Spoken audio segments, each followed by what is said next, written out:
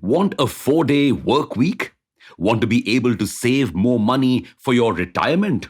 These are a few of the benefits that the new labor codes of our country are set to give us. But well, these benefits come with a lot of other terms and conditions. So let's look at the fine print of the document carefully. Welcome back to Revolution Read On, a daily podcast where we break down one story from the world of business and finance. Click on the subscribe button to never miss an update from us. Here's your story for today. Let's start off by looking at the positive aspects of these laws. First of all, they are trying to streamline things into four codes that cover all aspects of work and labor. Earlier, there were 44 laws in this space, which often led to confusion and conflicts. Secondly, these laws reinforce the idea of a minimum wage. Now, India has always had a minimum wage, but the problem is every state has a different minimum wage according to labor standards. Plus, under the earlier laws, only workers from a few industries amounting to 40% of the workforce were entitled to a minimum wage. Now, all workers will be entitled to a minimum wage set by the government according to their skills and profile.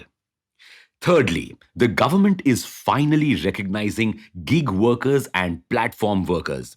These are basically independent contractors that work for companies like Ola, Zepto, and Swiggy. And because they were not full time employees, they did not get the benefits that other full time employees got, like fixed leaves, insurance benefits, maternity benefits, and more. So the government is now recognizing them and giving them these social security benefits. A social security fund will be created for these workers that will be funded by employers, the state government, and the central government. To get these benefits, the workers will have to register themselves on an online portal. Last but not the least, the government is also making health and safety provisions stricter in workplaces. Looks like these rules really want to improve the working conditions in India. Then why are trade unions across the country protesting these laws? Well, unions are claiming that these laws are pro employers and not pro workers. Plus, they threaten their very existence. Number one, companies with more than 300 employees can mass lay off workers without government approval. Earlier, only factories with more than 100 employees could do this. So, the move makes it easier for employers to get away with firing a huge chunk of the workforce, something that a lot of startups are now doing. Also, union workers will no longer be able to strike or walk out of their jobs to ensure their demands are fulfilled. They have to give 60 days notice for even a casual walkout by 50% of the workforce. The whole point of these strikes was to stop production to get better working conditions. But if workers give a 2 month notice, companies can easily replace them. Plus, even though gig workers and platform workers are being recognized, their definitions do not really make sense.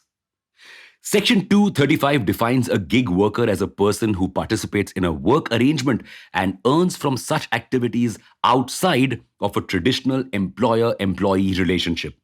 Section 261 of the law defines platform work of a traditional employer employee relationship in which organizations or individuals use an online platform to access other organizations or individuals to solve specific problems or to provide specific services or any such other activities which may be notified by the central government in exchange for payment. So, an Uber driver is both a gig worker and a platform worker. But the benefits for gig workers and platform workers are slightly different, causing a lot of confusion. And a lot of unorganized workers, 90% of India's workforce, and self employed freelancers have been left out of these laws completely. Now, you must be wondering about those exciting clauses that we started out with, but we've saved the best or the worst, depending on your POV, for the last. These laws highlight how important it is to read the terms and conditions. So, like many other developed countries, India is also technically getting a 4-day work week. The problem? You'll have to work 12-hour days to get an extra leave. Now, if you have a good workplace and don't mind getting your work done in one stretch, this is great news for you. But those of us who already work long hours and even take calls on weekends may bear the brunt of this. Employers could take advantage of this provision to make you work even longer hours. And the extra funds for retirement, well, they'll have to be deducted from your salary only. Under the new provisions, your in hand salary will be brought down by almost 50%. This could be a major problem as 80% of Indian employees run out of their salary before the month ends.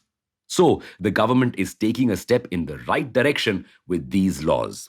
But certain provisions need to be tweaked a bit to ensure that workers are taken care of.